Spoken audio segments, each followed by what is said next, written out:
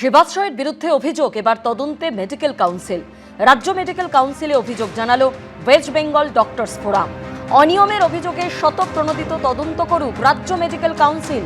তদন্ত হবে, অনিয়ম থাকলে কড়া পদক্ষেপ জানিয়ে দিলেন রাজ্য মেডিকেল কাউন্সিলের সভাপতি সুদীপ্ত রায়।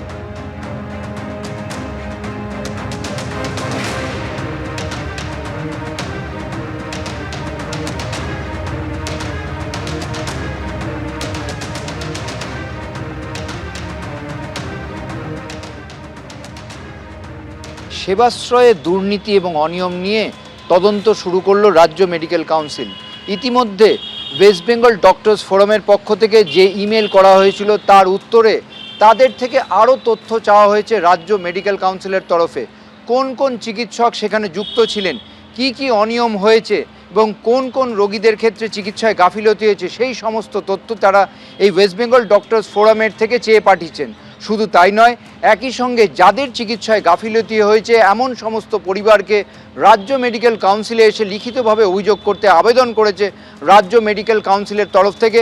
তাদের বক্তব্য, তদন্তে এর সহযোগিতা হবে এবং একই সঙ্গে তারা তদন্তের বৃত্ত বাড়াচ্ছেন এই বলে রাজ্য মেডিকেল কাউন্সিলের তরফে জানানো হয়েছে। ক্যামেরায় শান্তনু দত্তের সঙ্গে ঝিলম করঞ্জাই, এবিপি আনন্দ, বিধাননগর। কৌশিক চাকির কাছ থেকে একটা মেল পেয়েছি। সেই মেলে কিছু আমাদের কাছে কমপ্লেন জানিয়েছে, কিন্তু সেখানে আমরা কোনো কার বিরুদ্ধে অভিযোগ আছে ডাক্তারদের সেরকম কিছু লেখা নেই। আমরা যদিও এর সম্বন্ধে জানতে চাইছি অভিযোগটা কী এবং কোন কোন ডাক্তার এর সঙ্গে যুক্ত আছে। আর সেবাশ্রয়ে যারা চিকিৎসা করে ক্ষতিগ্রস্ত হয়েছে তারাও যদি আমাদেরকে এই সম্বন্ধে জানায় তাহলে আমাদের পক্ষে কিন্তু এই কমপ্লেনটা প্রসেস করতে সুবিধা হবে। কাজে আমি বলবো আমাদের কাছে এগুলো যদি পাঠানো যায় তাহলে আমরা অবশ্যই এগিয়ে যেতে পারবো।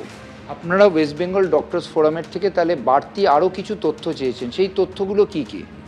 সেই তথ্যগুলো হচ্ছে আমাদেরকে এদের নাম, যারা ক্ষতিগ্রস্ত হয়েছে তাদের নাম এবং যে সমস্ত ডাক্তাররা করেছে তাদের নাম, তাদের ডিটেলস, এটা পেলে পরে আমরা সুবিধা হবে, আমরা এগিয়ে যেতে পারবো এটা সম্বন্ধে। যারা সোনোগ্রাফি করেন, সোনোলজিস্ট যারা রয়েছেন, তারাও কিন্তু একটা জেলায় দুটো জায়গার বেশি কিন্তু রেজিস্ট্রেশন করতে পারেন না।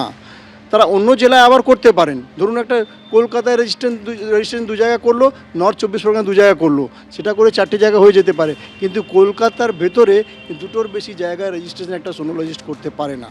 তার মানে একটা সোনোলজিস্ট একটা নির্দিষ্ট জায়গাতেই সোনোগ্রাফি করতে পারেন, নির্দিষ্ট মেশিনের উপরেই সোনোগ্রাফি করতে পারেন। আর নির্দিষ্ট লোক, নির্দিষ্ট মেশিন, নির্দিষ্ট জায়গা, সেখানেই সোনোগ্রাফি করা সম্ভব। অন্য জায়গায় যে যদি সোনোগ্রাফি করা হয় তাহলে কিন্তু সেটা বেআইনি। এই ব্যাপারে খুব স্ট্রিনজেন্ট ল রয়েছে, এটার জন্য শাস্তি কিন্তু জেল টার্ম পর্যন্ত হতে পারে। অভিষেক বন্দ্যোপাধ্যায় সেবাশ্রয় নিয়ে ভুরি ভুরি অভিযোগ, তদন্তে সক্রিয় পুলিশ।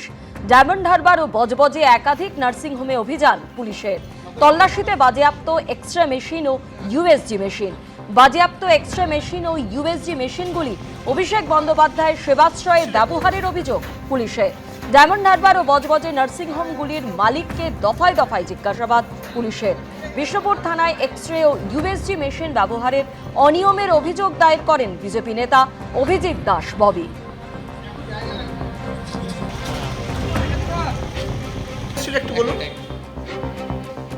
এবিপি আনন্দ, এগিয়ে থাকে, এগিয়ে রাখে।